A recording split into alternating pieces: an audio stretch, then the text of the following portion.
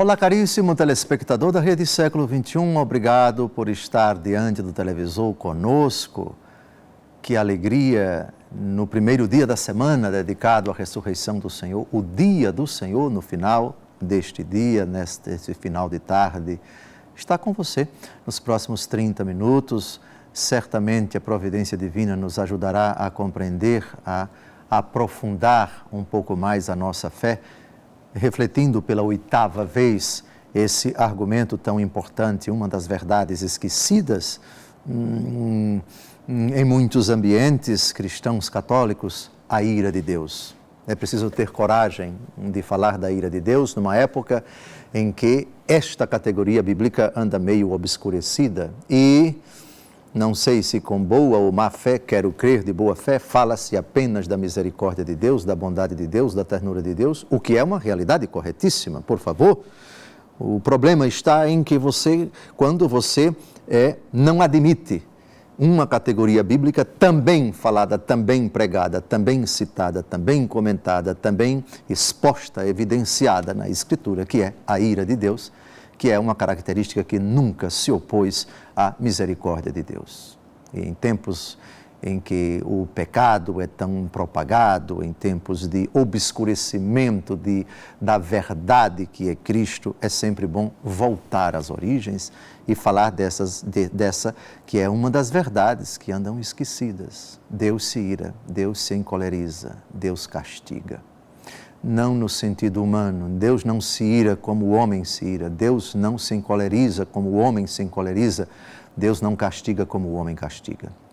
A cólera de Deus é a expressão do seu amor diante do homem que peca. A ira de Deus se acende quando Deus se indigna contra o pecado. O castigo de Deus é a sua correção manifestada ao pecador para que ele se volte a Deus, para que ele renuncie ao pecado. Terminamos no encontro passado aludindo a uma citação importante, lemos e comentamos uma citação do profeta Oséias. E ainda temos 2 textos de Oséias para citar e comentar. Oséias viveu numa época muito difícil, profetizou numa época de profunda convulsão social, de profunda perturbação política, de profundo caos religioso, de idolatria, de desobediência a Deus, de hipocrisia na celebração do culto, de infidelidades a Deus, de apostasia, etc.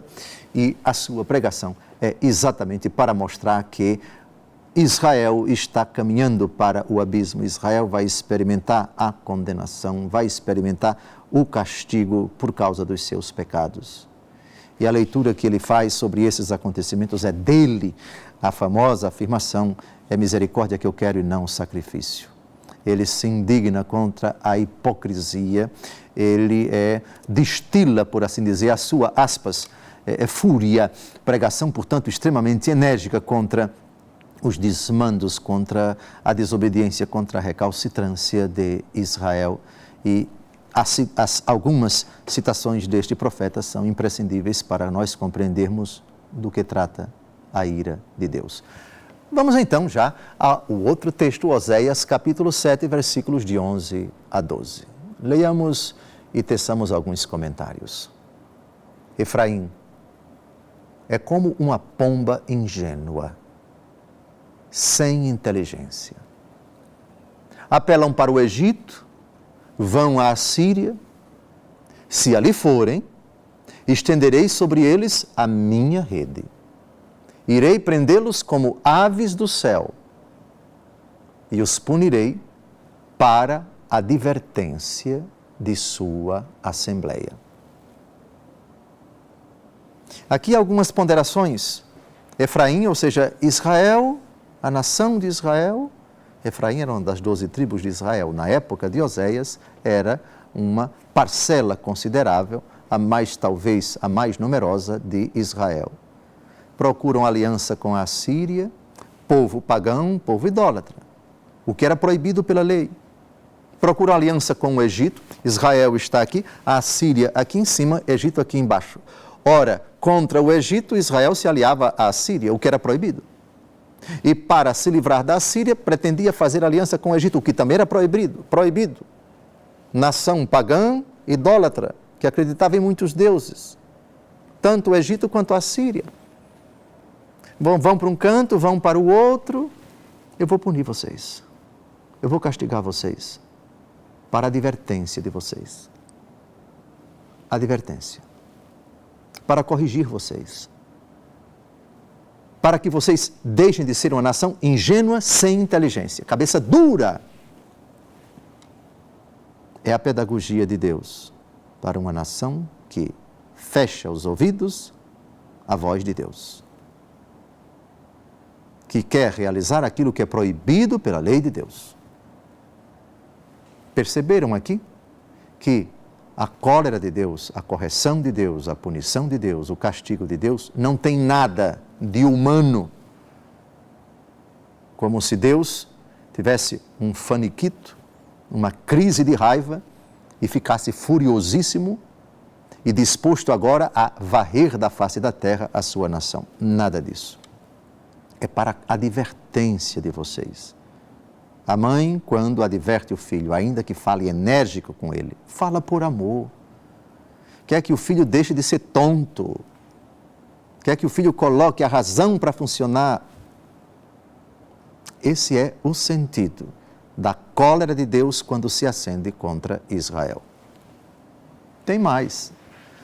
Ainda profeta Oséias, capítulo 13, versículo 8.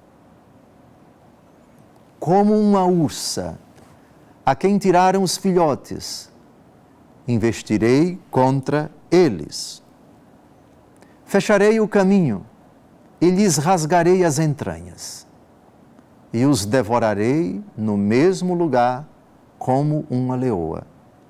Por animal feroz, serão despedaçados e consumidos. Aqui, por favor, façamos as devidas pontuações, as devidas transposições. O profeta aqui se utiliza de uma cena, digamos assim, comum no mundo animal. Você tem um animal que despedaça outro, você tem um animal que devora outro, etc.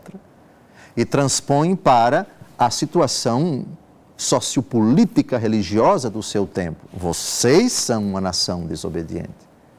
Vocês se voltaram contra Deus. Vocês viraram as costas ao único Deus. E agora vão colher aquilo que vocês semearam. Vão ser despedaçados pelas nações pagãs que estão aí, que cercam vocês.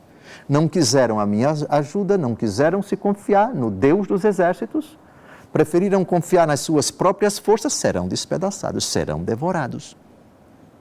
Como consequência da desobediência de vocês. Então, o autor sagrado interpreta em tudo isso a cólera de Deus, a fúria de Deus, o castigo de Deus, que podia evitar os efeitos, as consequências, a decorrência do pecado de Israel.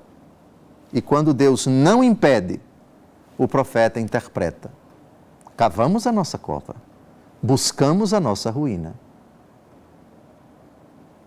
elaboramos, arquitetamos a nossa desgraça. E Deus, que poderia evitar, não evitou, permitindo assim que colhêssemos o resultado da nossa desobediência. E nisso, Israel enxerga, é a cólera de Deus, é a ira de Deus. Agora, nós vamos a um texto do profeta Ezequiel, lá no capítulo 25, versículos de 15 a 16, onde nós temos uma pontuação muito importante da relação entre ira e pecado. A ira de Deus, ela é proporcional ao orgulho do povo, à desobediência do povo, à recalcitrância do povo. Se é orgulhoso um pouquinho, a ira de Deus se acende um pouquinho. Se o orgulho do povo, se a pedância do povo, se o grau, se a quantidade de pecados, se a gravidade dos pecados é grande, a ira de Deus também se acende na proporção do pecado do povo.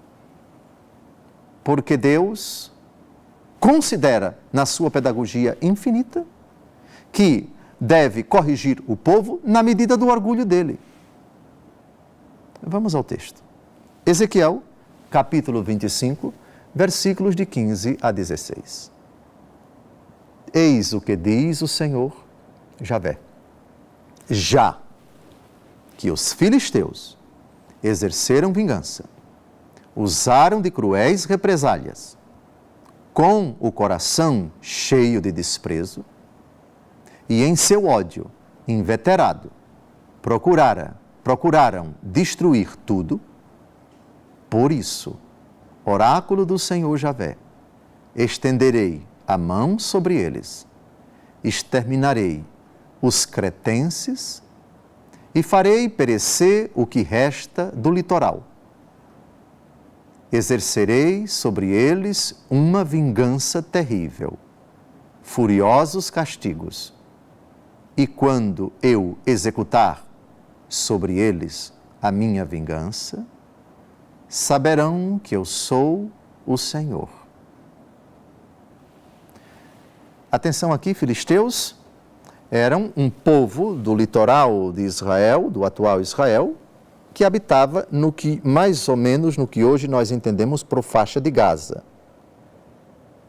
E alguns deles eram oriundos da ilha de Creta, que fica no mar Mediterrâneo. Não é muito longe dali. Então, alguns deles vieram de lá.